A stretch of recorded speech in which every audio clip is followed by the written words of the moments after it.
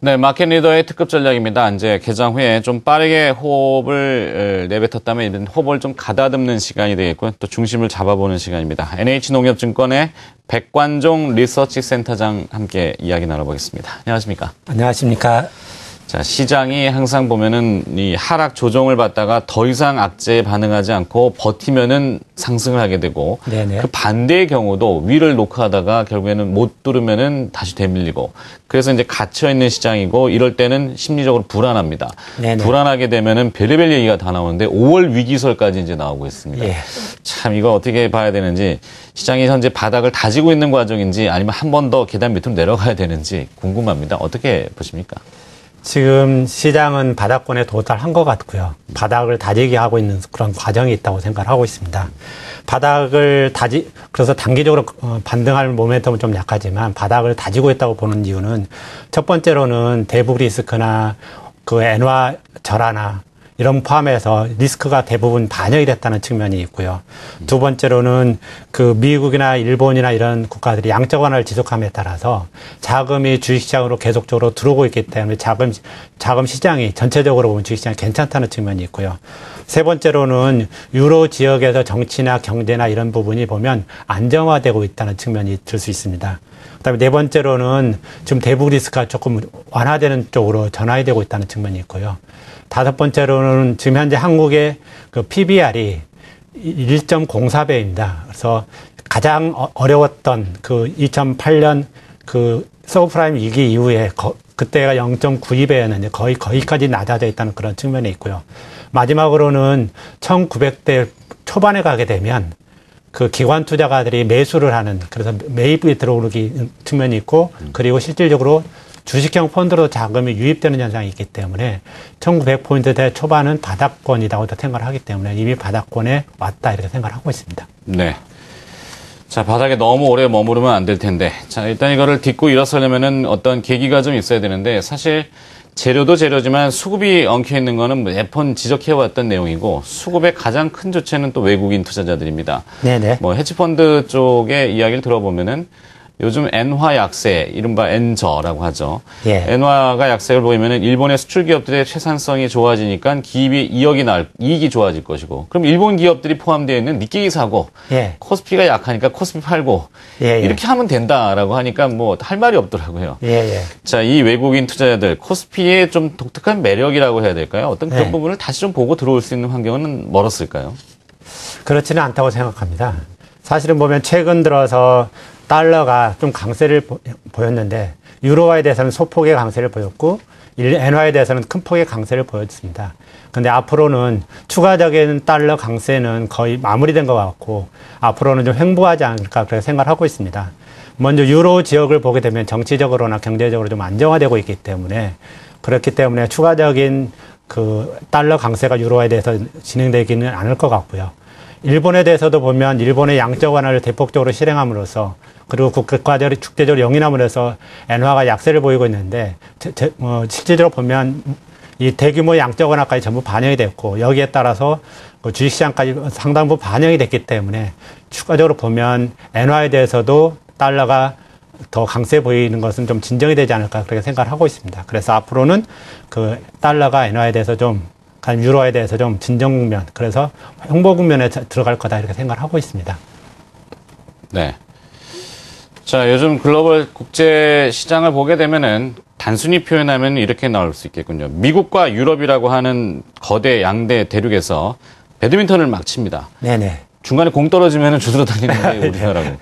자, 일본은 열심히 이 공 주워가지고 양적 완화에 동조하고 있습니다. 그러니까 예. 미국과 유럽은 계속 양적 완화를 주거니 받거니 하고 있고 어제 유럽 쪽의 지표들이 안 좋으니까 ECB에서는 또 추가 금리 인하 얘기가 나왔거든요. 네네. 중국은 입을 계속 다물고 있고 우리는 네네. 어디로 가야 되는지 모르겠고 자, 이 중국의 동향 예. 지표들이 좀 좋지 않은데 중국이 예. 좀 움직여줄 때가 되지 않았을까요?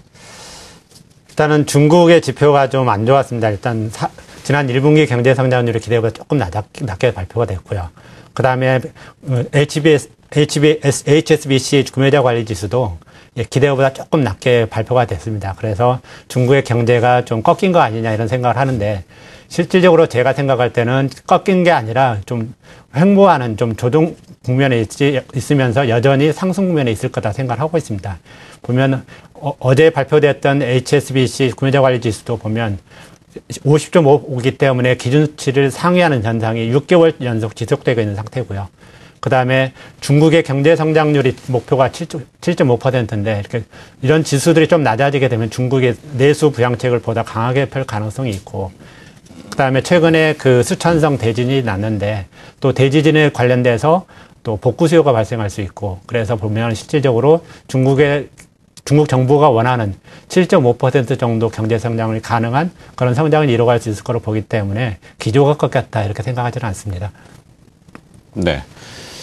자, 제가 정확한 표준어가 생각이 안 나는데 달구지라는 게 있지 않습니까? 삐거덕거려도 굴러는 가는데 네네. 시장이 굴러는 갑니다. 그러니까 뭐 환율 때문에 자동차나 조선, 뭐 건설은 실적 때문에 또 안 좋고 금융회사들도 좀 난해하고 이런 가운데 IT는 그래도 굴러간단 말이죠. 네, 실적이 그렇습니다. 있고 환율 경쟁력을 좀 넘어설 수 있는 기술 경쟁력이 있기 때문에 그래서 일부 IT 대형주를 비롯해서 개별주, 부품주들은 선전을 하고 있습니다.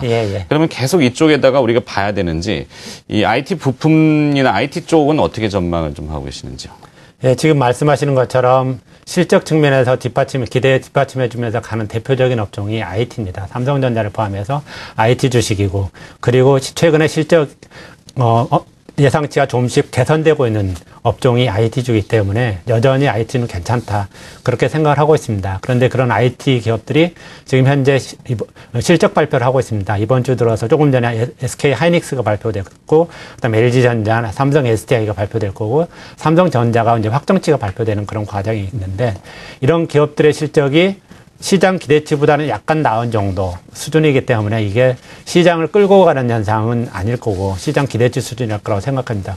이 업종을 벗어나게 되면 이제 전통 우리나라에 강했던 업종들, 뭐 조선이나 건설이나 철강이나 해운이나 은행이나 이런 업종들이 보면 수익이 실적이 작년 대비해서 좀 감익되는 현상이 있기 때문에 이 실적 발표가 시장을 끌고 가는 모멘텀 요소가 작용하지는 않을 거라고 생각을 합니다. 그래서 1분기 실적 그렇게 되겠지만 2분기 실적을 생각을 하게 되면 이제 시장은 개선되는 쪽으로 바뀔 수 있을 거라고 생각합니다. 지금 원달러 환율이 생각보다는 높게 유지가 되고 있고, 그 다음에 우리나라 경쟁력이 유지가 되고 있기 때문에 생각보다는 그 다음에 1분기 예상치가 나쁘게 나오면서 많이 하향 조정됐기 때문에 기대치도 낮아졌다는 측면에서 보면 2분기 실적은 괜찮게 느껴질 겁니다. 그래서 보면 2분기 실적 괜찮아질 거고 4분기에 들어가게 되면 세계 경기 회복에 따라서 실적 개선될 거기 때문에 앞으로 실적, 그러니까 2분기 이후 실적은 증권시장에 긍정적으로 작용할 수 있을 것 같다고 생각합니다. 네. 자, 그럼 이제 대응 전략을 다시 정리를 좀 요약해 봐야 될 것 같습니다. 함축시켜서 대응 전략. 아직도 개별 종목적으로 계속 조금 이게 한정된 접근을 해야 되는지 좀 전략 좀 시원하게 좀 짜주시겠습니까?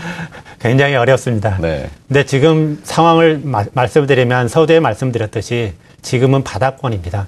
바닥권이기 때문에 주식을 늘려야 된다는 쪽으로 측면이 있고, 반대로 또 주식이 많이 올라갈 수 있는 모멘텀을 가지고 있느냐, 그 부분은 약하기 때문에 올라가면 이익 실현을 해야 된다는 그런 측면이 있습니다. 더불어서 이제 종목적으로 보게 된다 그러면 대형주 업종, 우리나라 대표적인 대형주 업종 쪽이 IT를 제외하고서는 좀 부진할 가능성, 기대보다 좀 하회하는 가능성이 있는 상태이기 때문에 대형주가 시장을 주도하기는 여전히 부담스러운 그런 상태에 있습니다. 그래서 이제 중소형주 쪽을 많이 보게 되는데, 특히 내수, 제약바이오를 포함해서 내수주 쪽, 음식료 이런 보게 되는데, 이런 종목을 가서 보면 또 밸류에이션 부담이 또 만만치 않은 수준입니다. 그래서 여전히 대형주가 가지 않는 시장에서는 중소형주가 시장을 끌고 가는 그런 과거 특징을 감안하게 되면 아직도 먹거리는 충분히 있다고 생각을 합니다. 그렇지만 밸류에이션 부담 때문에 이것 또한 박스권 매매 스타일로 해서 상승하면 팔고 좀 기다렸다 다시 사고 하는 전략이 필요하지 않을까 생각합니다. 그래서 단기적으로는 보게 되면 바닥권이기 때문에 매수를 해야 되고 중소형주도 같이 매수를 해야 되지만 조금 이제 3개월 이렇게 지나서 경기가 회복 국면을 감안하게 된다면 경기 관련주 쪽으로 비중을 높여가는 전략을 서서히 준비해야 된다 이렇게 생각합니다. 네. 자. 박스권 매매 상승하면은 잘 좀 정리하셨다가 내리면 다시 사고 이론대로만 되면 참 좋은데 그죠? 예, 정말 팔고 나면 더 오르고 예, 그렇습니다. 네, 사면은 내리고 이러니까 이게 참 어렵죠. 그러니까 이럴 때는 좀 차분하게 기다려 보시는 것도 뭐 나쁘지는 않을 것 같습니다. 이제 무리한 매매, 신용이나 뭐 미수 이런 과감한 매매 빼고 요즘 신용 잔고가 또 많이 늘고 있다고 하는데 네네. 그런 것들이 좀 정리가 되는 시점에 다시 시장은 돌아서지 않겠느냐 이렇게 보여지는군요. 전반적인 내용들을 쭉 한번 다시 정리를 해보는 시간을 가졌습니다. 마켓 리더의 특급 전략이었고요. NH농협증권의 백관종 리서치 센터장이 수고를 해주셨습니다. 고맙습니다. 네.